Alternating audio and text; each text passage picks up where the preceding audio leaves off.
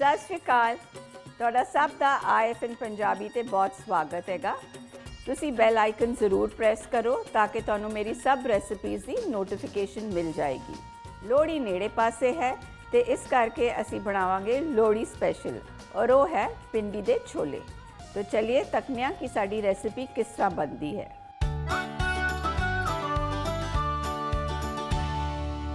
सब तो पहले मैं लिते हैं 250 ग्राम छोले।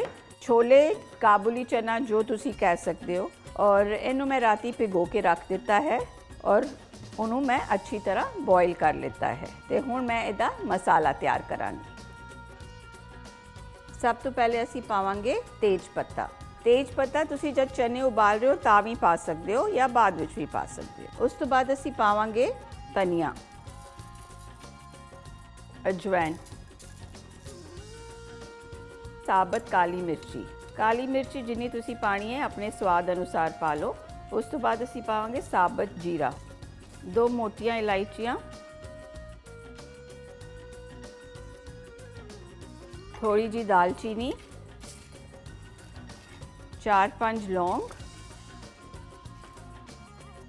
और 3-4 हरियां इलायचियां। हुण असी पावांगे थोड़ा जा अनारदाना। साढ़े मसाले अच्छी तरह रोस्ट हो चुके हैं। हुण असी इन्हां नूं ग्राइंड करांगे।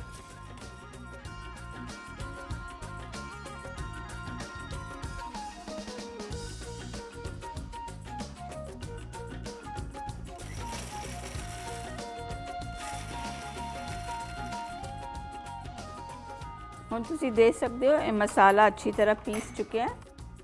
मोटा मोटा पीस है, बारीक नहीं बहुत पीसिया। हुण असी अपने चने पैन विच पाने। सब तो पहले असी पावांगे घ्यो। घ्यो साडा गर्म हो चुका है। हुण असी पा रहे हैं इहदे च बारीक कट्टिया होया अदरक। नाल इस दे विच असी पा रहे हैं 2 हरियां मिर्चां। हुण असी इहदे विच पावांगे जिहड़ा असी मसाला बनाया है। मसाले नूं अच्छी तरह फ्राई कर लिता है। हुण असी इहदे च पावांगे अपने उबले हुए चने।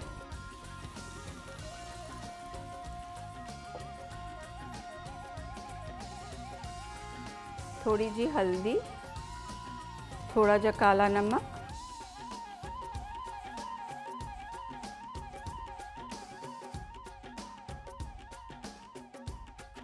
थोड़ा होर पकण वास्ते 15-20 मिनट गैस ते रख देंगे। हुण असी अपना ढक्कन चुकने आ। साडे चने ऑलमोस्ट डन हैगे।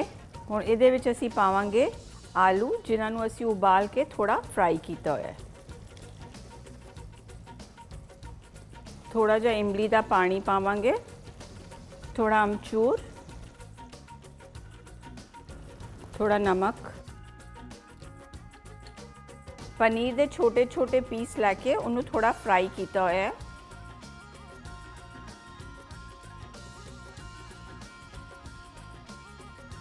इहदे च पावांगे थोड़ी जी कस्तूरी मेथी, थोड़ा जा हरा धनिया। साडे चने अच्छी तरह तैयार हो गए। असी हुण इनू सर्व करने आ और इनू एक सर्विंग बोल विच पा देंगे।